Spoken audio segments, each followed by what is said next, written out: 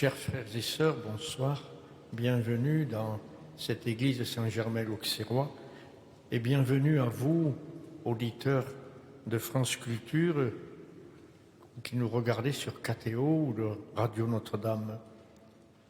Je tiens à exprimer toute ma reconnaissance à son Excellence Monseigneur Jean-Louis Bruguès, qui a accepté de venir prêcher les conférences de Carême ici à Saint-Germain-l'Auxerrois. Chers amis, nous ne sommes pas encore malheureusement à Notre-Dame de Paris, mais grâce à vous, vous qui allez nous replonger dans l'esprit de la cathédrale, sa beauté blessée, que nous allons retrouver plus belle encore, comme purifiée à travers le feu dans quelques années. Le carême s'ouvre par l'imposition des cendres sur nos fronts pour que nous n'oublions jamais que nous sommes mortels et que tout passe en ce monde, mais aussi pour nous inviter à regarder avec confiance vers le Seigneur capable de donner vie à la poussière et de renouveler toutes choses par la puissance de sa résurrection. L'incendie de Notre-Dame et sa reconstruction sont un signe de la nécessaire conversion que chacun doit vivre en son cœur. Toute beauté est fragile et menacée. Notre cathédrale a souffert en sa chair, vivante image d'une Église blessée par nos péchés. Mais elle demeure pourtant debout, comme une stèle de la mémoire, comme une sentinelle de l'espérance. Elle est l'icône de la Stabat Mater qui se tient au pied de la croix, espérant contre tout espoir. Je vous remercie encore d'avoir accepté de nous guider durant ce temps du carême.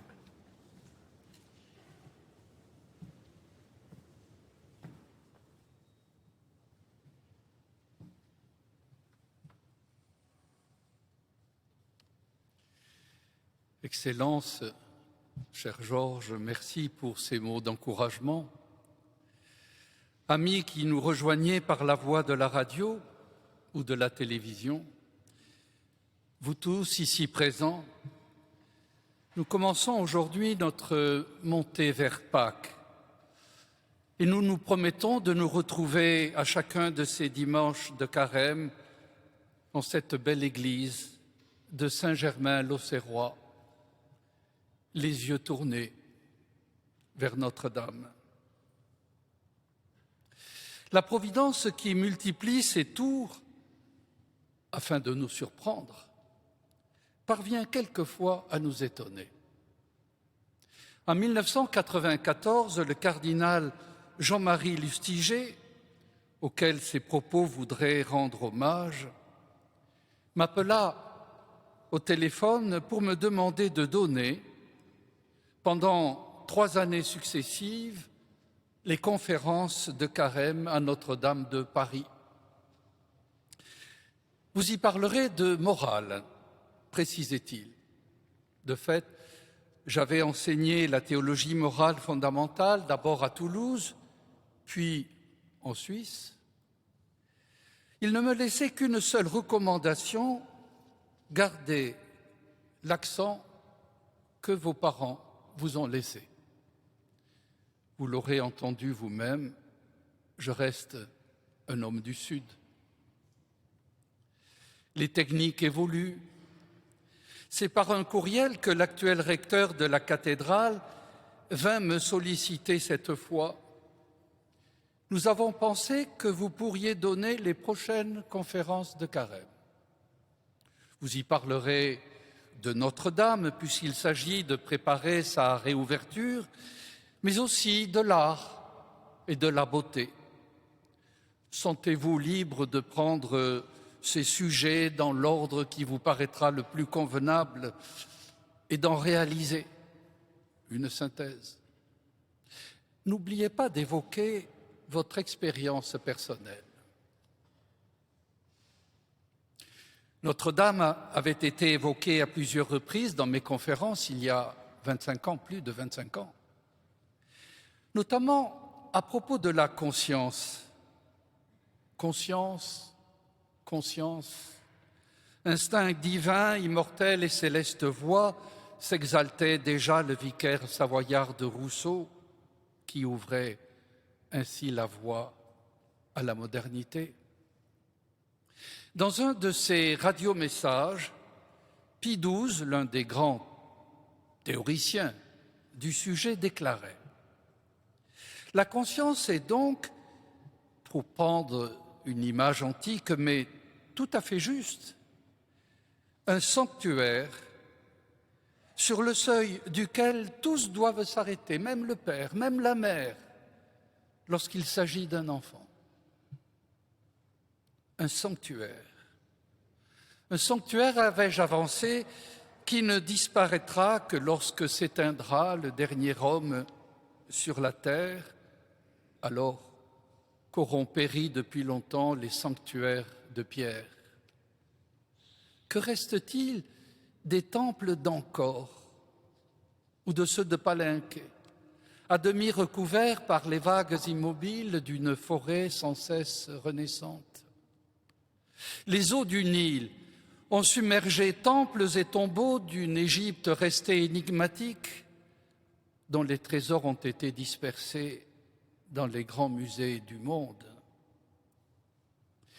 Des monuments religieux de l'ancienne Grèce, il ne reste que des colonnes couchées à terre comme les membres épars de géants foudroyés, et de rares édifices réduits à l'épure, sans couleur, sans secret, sans âme. Le temple de Jérusalem a été rasé par 2 fois, et les héritiers d'Abraham s'en disputent non point les restes, puisqu'il n'en subsiste rien, mais un emplacement demeuré vide. Un quart de siècle plus tard, il faut bien admettre que le retour à la poussière ne renvoie pas seulement aux tribulations du temps jadis. Il se poursuit aujourd'hui et semble même s'accélérer en ces terres nouvelles. 1995, le palais royal de Tananarive était une demeure finalement modeste si on la comparait aux magnificences de Versailles ou de Schönbrunn, et vieille d'un petit siècle. Mais pour ce peuple fier de sa culture, il symbolisait le temple du pouvoir. Un incendie, peut-être point tout à fait involontaire, le réduisait en cendres cette année-là. En mars 2001, commandé par ces mêmes talibans revenus au pouvoir l'été dernier, un dynamitage systématique faisait disparaître l'un après l'autre les immenses Bouddhas sculptés, ou plutôt ébauchés, dans la paroi calcaire de Bamiyan en Afghanistan. Ces Bouddhas qui avaient veillé au long de longs siècles sur le travail et la méditation des moines. 2011, la télévision nous donnait à souffrir de l'arasement du grand temple du soleil à Palmyre, qui combinait si étonnamment, si élégamment les subtilités de l'art perse et la force de l'art grec. Le fanatisme religieux n'a que faire de l'art, de l'histoire, de la culture et de la beauté, du témoignage des sages, de l'homme en fin de compte. La même année, enfin, sous nos yeux incrédules, dans les tours jumelles de New York, ce temple du commerce et de la mondialisation triomphante des avions suicides s'encastraient et ces tours s'effondraient, noyant dans la poussière des milliers de personnes et des quartiers entiers de la ville. Les dangers viennent de toutes parts. Il arrive qu'un nationalisme étroit, au nom de la pureté des origines, s'en prenne à toutes les influences extérieures. En Malaisie, furent récemment détruits tous les édifices anciens qui n'étaient pas malais. On agit de même à Saint-Jean d'Acre, malgré une plainte de l'UNESCO qui resta sans suite. C'est donc avec une espèce d'innocence, le mot n'est peut-être pas très bien choisi, naïveté peut-être, que j'ajoutais en cette même conférence « Quel bonheur pour nous de nous retrouver chaque dimanche pour la prière et la réflexion dans cette magnifique cathédrale de Notre-Dame de Paris. Nous savons pourtant qu'elle rejoindra un jour l'immense cohorte des vestiges engloutis dans la mémoire de l'histoire. Tout passe. Les êtres et les pierres, celles-ci un peu moins vite que les premiers, voilà tout.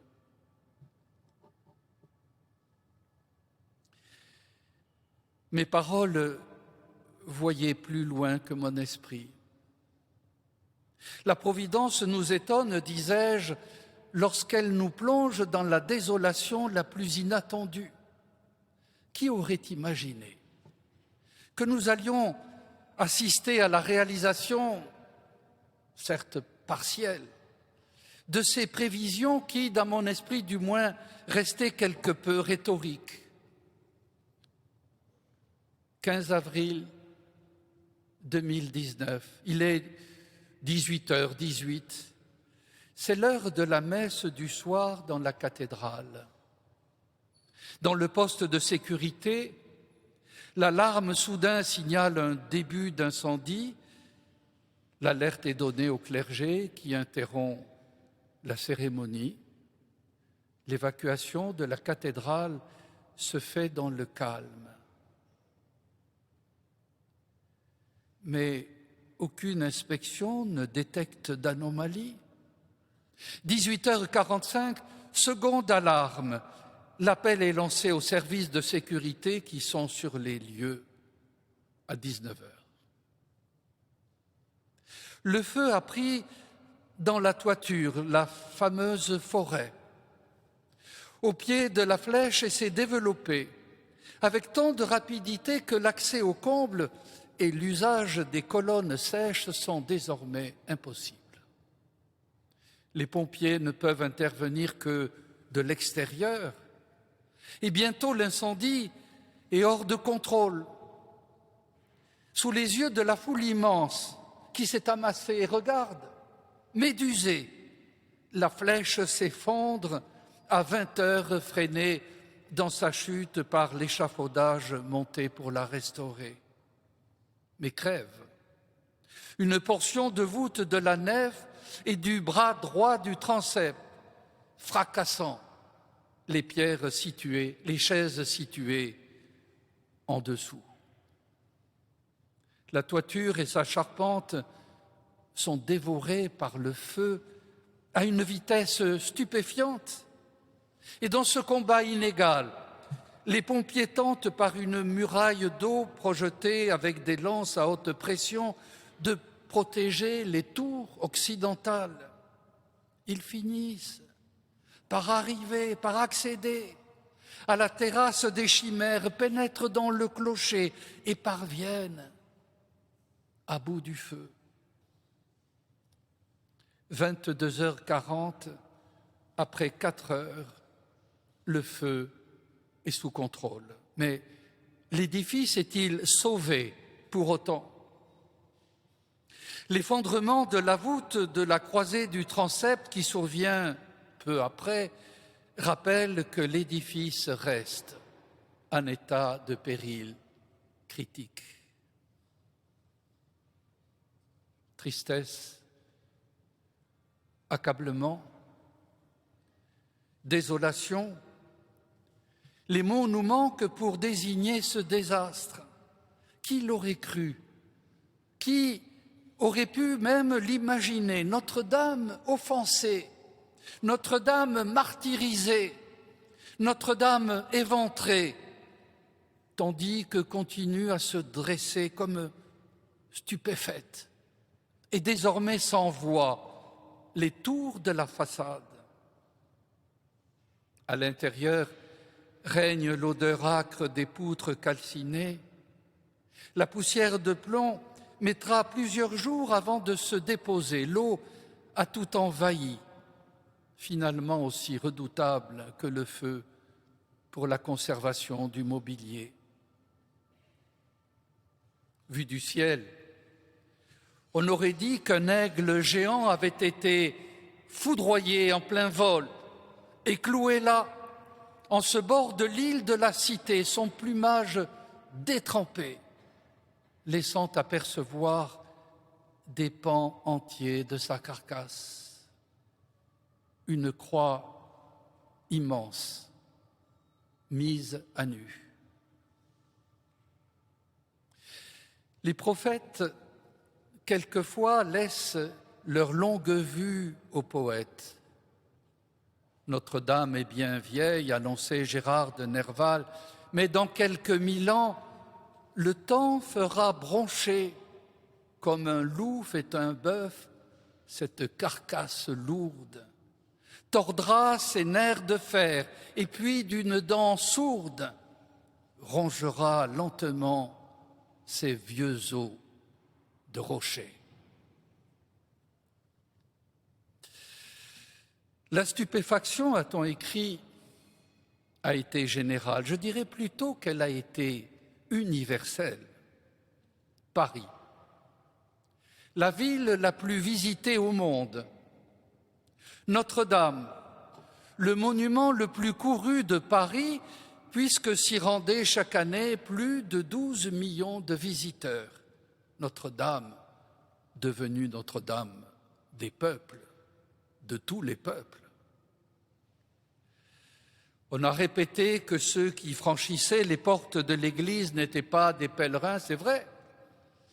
Mais une enquête très récente montrait que 46% d'entre eux portaient une interrogation de caractère transcendant.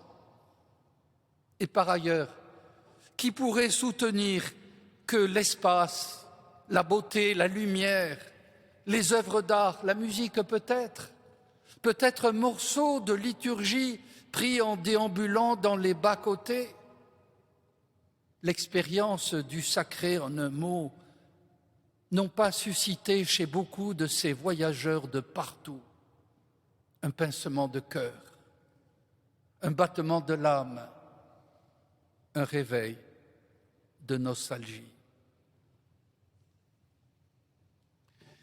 Pour les habitants de notre pays, pour les fervents de la culture française, la cathédrale de Paris jouait le rôle de mémorial, de vigie de l'identité. Depuis le XIIe siècle, et même auparavant, sous Charlemagne, en 775, si l'on se rappelle que la première cathédrale avait déjà choisi la Vierge comme protectrice, notre histoire nationale, avec ses fêtes et ses drames, ses mariages et ses sacres, ses tédéums et ses humiliations, s'est concentrée presque tout entière en ce vaisseau immense. Elle s'y poursuit encore aujourd'hui quand un parterre de chefs d'État et de gouvernement, venus de tous les continents, vient y honorer la mémoire d'un président défunt. La cathédrale de Paris devenue Notre-Dame de France. On a même vu dans cet incendie une sorte de décapitation symbolique. Finalement, assez proche d'une autre décapitation volontaire, celle-là, et sanglante, opérée par la nation elle-même sur le corps propre du roi 230 ans plus tôt, mais qui n'a pu atteindre son corps symbolique. Enfin, plus important que tout ce qui précède, puisque cela touche à la raison première d'une Église, Notre-Dame favorisait aussi souvent que nécessaire, chaque modeste journée, les retrouvailles de Dieu avec son peuple. Le sacrifice du Christ s'y poursuivait chaque jour. Chaque jour, la parole de Dieu y était proclamée, commentée, méditée.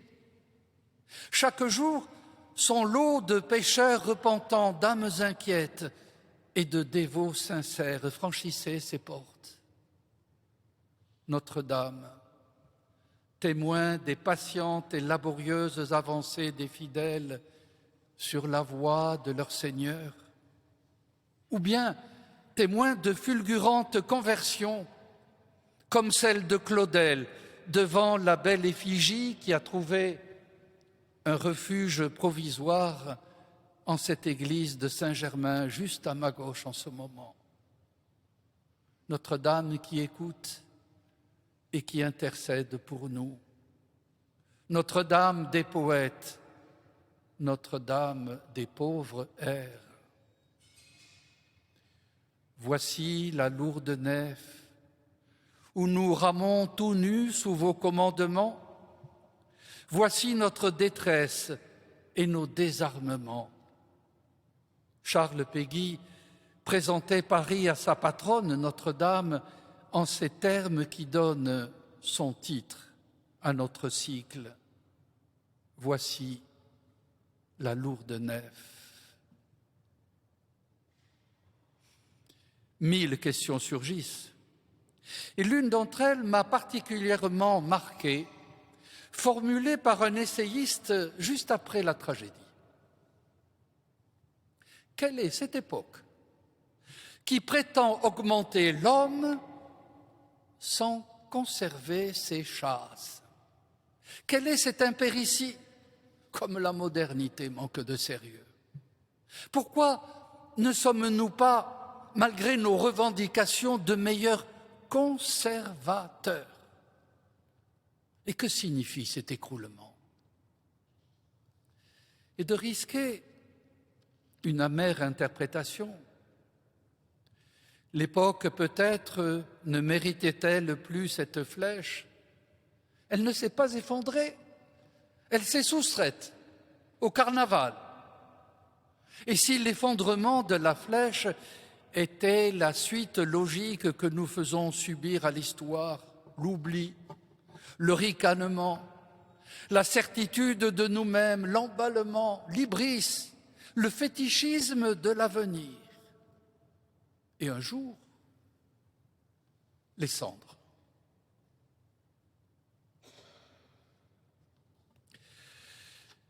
Il est sûr que de telles réflexions atteignent de plein fouet la communauté catholique. L'émotion suscitée par l'incendie de la cathédrale a étonné. Certains chrétiens en ont été choqués comme si cette émotion passait à côté de l'essentiel. Cette réserve peut se comprendre quand on consent à reconnaître que la culture générale s'est dissoute chez les générations plus jeunes et que même la culture chrétienne s'est estompée dans la conscience de beaucoup de croyants. Existe-t-elle encore? On dirait que l'héritage pèse à beaucoup. Pour nombre de croyants, les églises de Pierre ne seraient que des instruments, finalement indifférents. Leur qualité, et notamment leur qualité artistique, importerait peu à la mission laissée par le Christ. Ils font leur, mais, me semble-t-il, sans les comprendre réellement, les propos de l'apôtre Paul, qui écrivait que Dieu n'habite pas dans des temples faits de mains d'hommes. Nous ne devons pas penser que la divinité soit semblable alors à l'argent ou à la pierre travaillée par l'art et le génie de l'homme. Dieu, certes, mais son peuple. Lui a besoin de lieux où se réunir dans la fraternité pour écouter la parole divine, faire mémoire du sacrifice du Christ, se nourrir de ses sacrements, s'éclairer à la lumière de l'enseignement de l'Église, célébrer une liturgie qui est la préfiguration de la liturgie céleste. Et ne pourrait-on admettre finalement que la gratuité de la beauté jette sur chacun de ces actes que je viens de rappeler un éclat particulier, un éclat particulièrement nécessaire en ces temps d'extrême rationalisme, alors que la société cherche jusqu'à l'obsession, à tout contrôler, à tout prévoir. Que la beauté introduit au mystère et que nous avons besoin d'elle pour nous étonner, nous déranger, nous inciter à vivre autrement. L'abbé Suger, qui, avec la basilique de Saint-Denis, lança ce grand mouvement artistique, grâce auquel Notre-Dame surgira de terre, assurait que l'architecture ne visait pas seulement à célébrer Dieu, bien sûr, il y a cela, mais à saisir quelque chose du monde divin. La beauté, en somme, pour mieux comprendre, la beauté pour mieux accepter, la beauté pour mieux rêver. L'esprit humain, écrivait-il, s'élève à la vérité grâce à ce qui est matériel. C'est par le truchement de la beauté matérielle, transfigurée par la lumière, que cet esprit parvient à s'élever, à se transcender, à atteindre la haute sphère immatérielle du divin. Quand, disait-il encore, la beauté des pierres aux multiples couleurs m'arrache aux soucis extérieurs, et qu'une méditation honorable me conduit à réfléchir sur la diversité des vertus sacrées en transposant ce qui est matériel à ce qui est immatériel. Je crois pouvoir, par la grâce de Dieu, être transporté de ce monde inférieur à ce monde supérieur. Dans ma vie de religieux et d'évêque, combien de fois ai-je entendu cette réflexion venant de responsables de paroisses ou de mouvements, de prêtres, de laïcs, de religieux, de religieuses, qui pourtant s'adonnaient à leur tâche avec le plus grand zèle. Les pierres ne nous intéressent pas. Conserver, restaurer, ce n'est pas notre affaire. Nous voulons servir les hommes. Chemin faisant, je me suis toujours efforcé de dialoguer avec cette objection et je poursuivrai cette conversation encore ici, dans la perspective de la réouverture de Notre-Dame. Comment aider les communautés chrétiennes à admettre que le patrimoine artistique, avant d'être une charge, et notamment une charge financière, reste une chance pastorale, la seule peut-être, qui reste à notre Église de France en ces temps de grande sécheresse. Les pierres et le peuple c'est tout un. Les pierres et le peuple, c'est tout un. Pour le comprendre, il convient de prendre les choses de très haut. Il y a la terre et puis il y a le ciel. Il y a le temps et puis il y a l'éternité. Ce ne sont pas deux royaumes étrangers l'un à l'autre. Il y a le temple physique, mais il y a encore la présence mystique de celui ou de celle auquel il est dédié. Les pierres de la terre et les pierres vivantes des hommes interpellent le ciel, chacun à sa manière, bien sûr, mais d'un même élan. Et le ciel intercède pour les unes comme pour les autres. Les titres de nos églises ne répondent pas à une simple préoccupation nominative. Dieu aime tellement les temples à lui consacrés que son esprit place chacun d'eux sous le patronage d'un saint ou d'une sainte. On pourrait les appeler, ces patrons, les voisins du dessus. Or, les voisins du dessus sont d'une terrible jalousie. Ils agissent avec une efficacité insoupçonnée auprès de ceux qui ont été placés sous leur protection, pierre et peuple.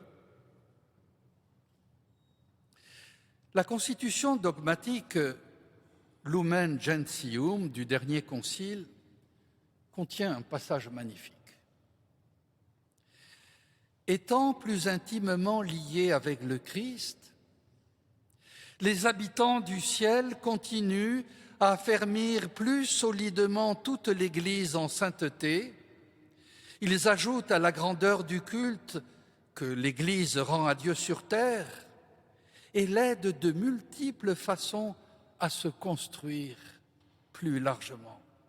Car, admis dans la patrie et présent au Seigneur, par lui, avec lui et en lui, il ne cesse d'intercéder pour nous auprès du Père. Dans la cérémonie de l'ordination sacerdotale, il est un moment particulièrement émouvant lorsque le candidat se prosterne devant l'évêque en signe d'abandon à la volonté de Dieu à travers la médiation des supérieurs et qu'est lancée la litanie des saints. On dirait un chant de marche, on dirait un cantique de pèlerinage, on dirait même une marche militaire, si du moins la musique retenue reste nerveuse et allante. La répétition des « priez pour nous, priez pour nous, priez pour nous » scande nos pas. Cette longue théorie des anges, des prophètes, des apôtres, des pasteurs, des martyrs et des moines, des hommes et des femmes de toutes les époques qui ont suivi le Christ, pourquoi les invoque-t-on avant l'imposition des mains? Le rituel place dans la bouche de l'évêque les paroles suivantes: avec tous les saints du ciel qui intercèdent pour nous, confions à la miséricorde de Dieu ceux qu'il a choisis comme prêtres. Dieu choisit ses prêtres. Mais on pourrait ajouter, Dieu choisit ses temples, ces demeures minérales sur la terre où se donne à percevoir quelque chose de sa beauté, de sa gloire, de sa compassion pour les créatures, toutes les créatures. Témoins, garants, avocats, n'est-ce pas suffisant pour prouver la singulière efficacité des saints patrons? Ainsi, le non-chrétien n'est pas un ornement, mais un engagement de la part du ciel. L'affirmation vaut d'abord pour les hommes, bien sûr, et quel dommage soit dit en passant. d'affubler les enfants présentés au baptême de noms de fleurs, d'acteurs, de personnages imaginaires.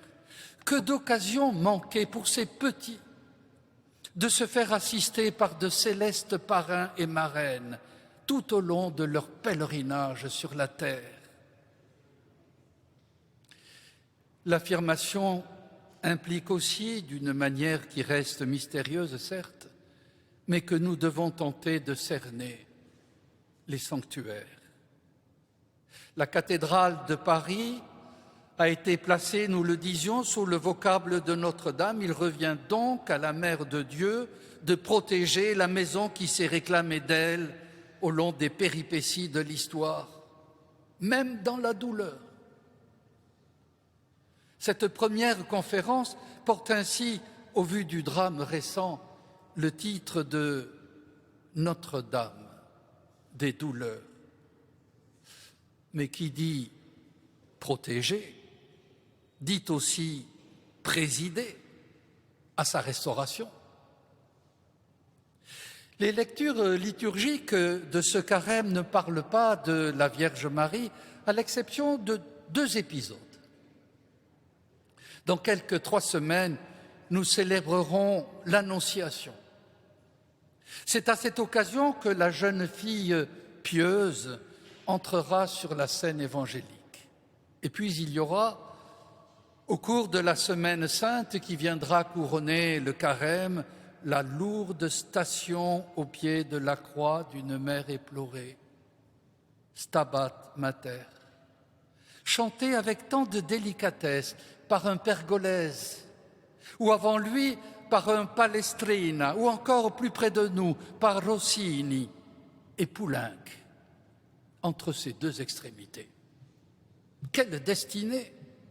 Y a-t-il jamais d'existence humaine plus passionnante que celle de la Vierge, choisie entre toutes les femmes, portant en elle le Verbe fait chair, le voir naître, grandir en sagesse et en grâce, et lui enseigner son métier d'homme, puis, plus tard, après l'avoir enfanté à sa mission, lors des noces de Cana, ainsi que nous le disions, écouter ses enseignements, assister à ses miracles et l'accompagner à travers sa passion jusqu'au pied de la croix, le recevoir une dernière fois sur ses genoux, mais mort, dans cette attitude de pietà qui donna tant de chefs-d'œuvre à l'art occidental, le suivre encore de loin à son incroyable mission de ressusciter,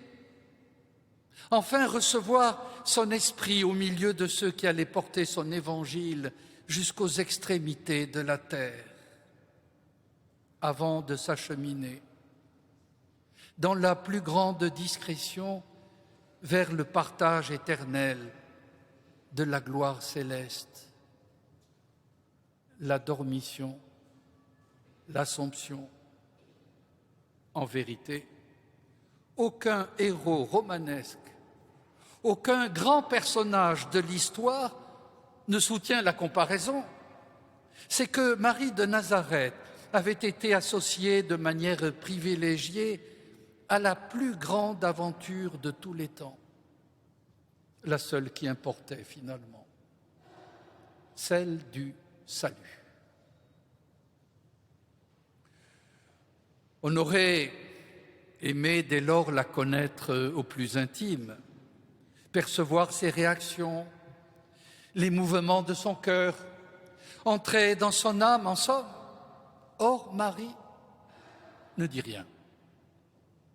L'Évangile se contente de noter qu'elle conservait tout cela dans son cœur en le méditant.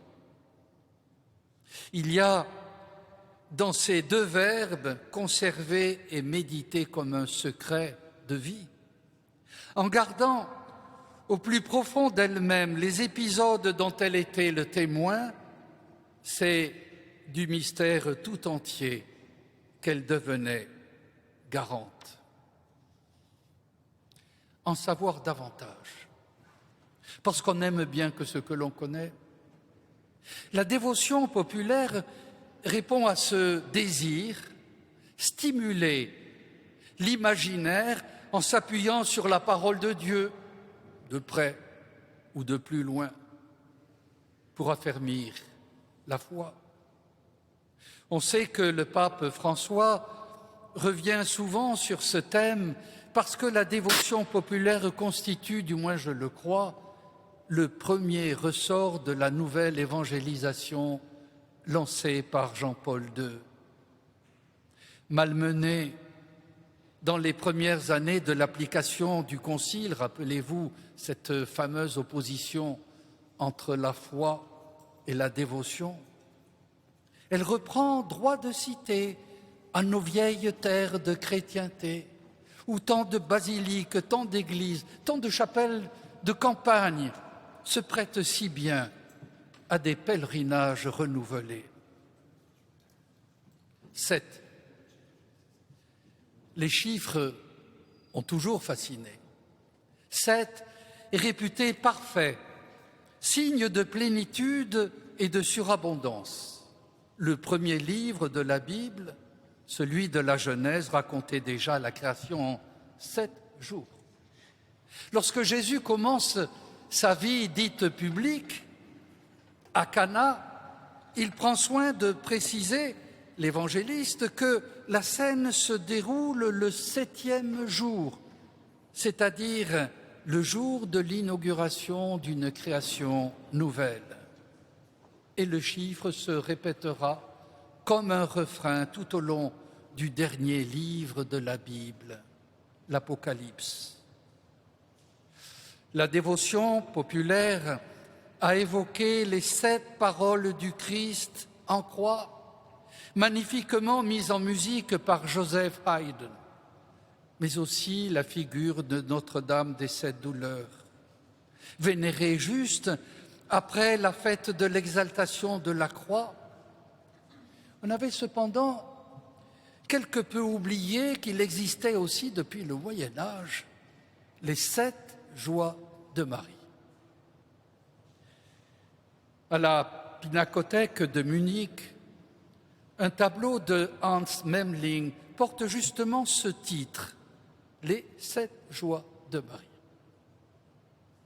La peinture flamande parvient là à son apogée.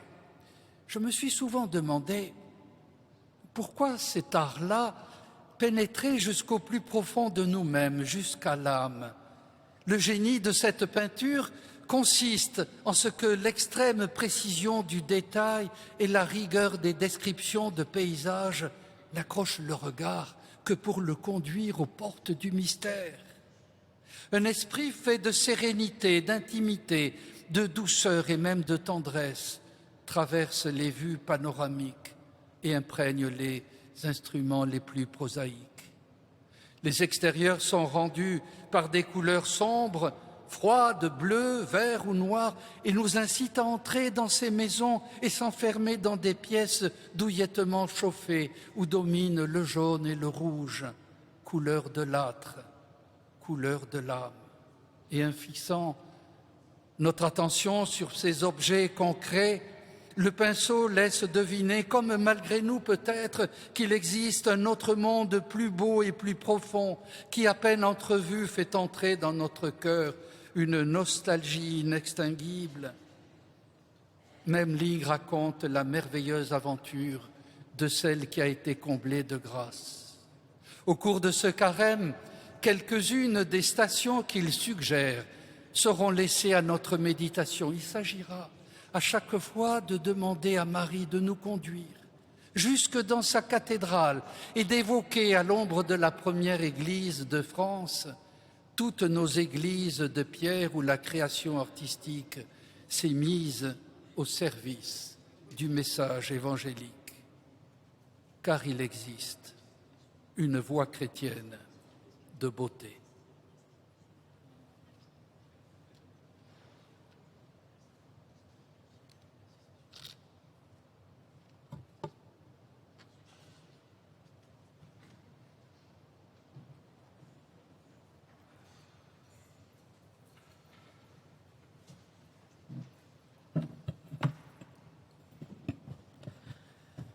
Merci, cher Monseigneur. Nous allons maintenant prendre un temps de méditation à partir de ce que vous nous avez dit, puisque nous avons la chance et la grâce d'avoir la Sainte Couronne d'Épines. Eh bien, nous allons prier devant cette Sainte Couronne d'Épines.